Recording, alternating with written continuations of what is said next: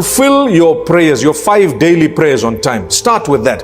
Now, you might say, you know what, I have a habit, I'm wording it the other way around. I have a habit of missing some of my prayers. Astaghfirullah. I have a habit of oversleeping Fajr. Well, what did I say earlier? To build a good habit, you are going to need dedication. You are going to need to be pushing yourself hard. Get up, force yourself, make sure. Look at those who now frequent the gym, for example. When they started, it was a mission. Once they got used to it, they cannot let go. They cannot let go. But when they started, for the first almost 40 days, you must be dedicated. And after that, make sure you don't allow yourself the free time to think of the bad. The free time to think of, to miss the bad habit you had, because it gives you temporary pleasure.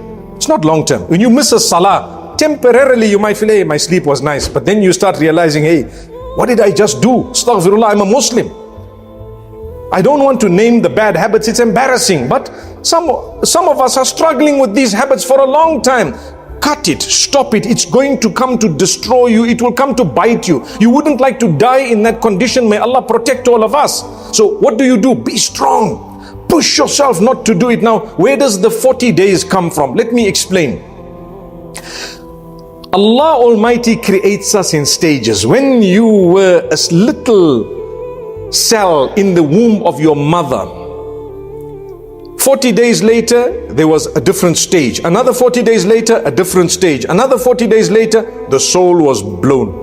So initially you are just a clot of blood, then you're a piece of flesh, then there's bone, subhanallah, and the organs and everything develops in another stage. Then the soul is blown and then you grow and you're born. 40-day stages. So it is said that is indicative of the number of days required to break a habit. Solid.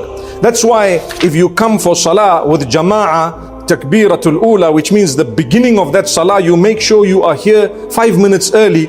You have ensured that for 40 days you didn't miss even one. It becomes easier for you. Second nature. I will be at the masjid. I'm going to fulfill the prayer. Today we talk about, let alone the masjid, just fulfilling the 5 daily prayer. Because there are 3 things. One is to go to the masjid, the other is at least to fulfill them, and the third is a person who's not even bothered. So at least get to the stage where you are fulfilling the 5 daily prayers, come what may. But you will have to push yourself. You must. Once you do that, you become more conscious of Allah. Sometimes you have a person, they have a very bad habit, they know it. They are struggling with a habit that they grew old with. And they fulfill 5 daily prayers. You won't believe that this person has this bad habit. They themselves are embarrassed of it, but they keep going back. They keep going back. They keep going back. You know what? You need to be strong enough thereafter to say, I don't want to do it. So what's the next stage?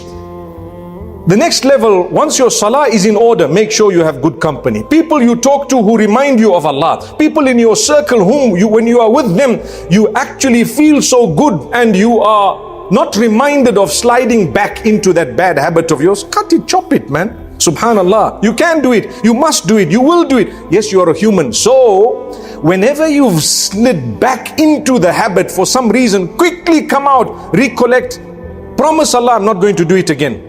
If you fall again come out and promise Allah you're not going to do it again. When you come out of it 10 times, 20 times, do you know what will happen? The gap between you sliding into that habit becomes bigger, which is a big achievement.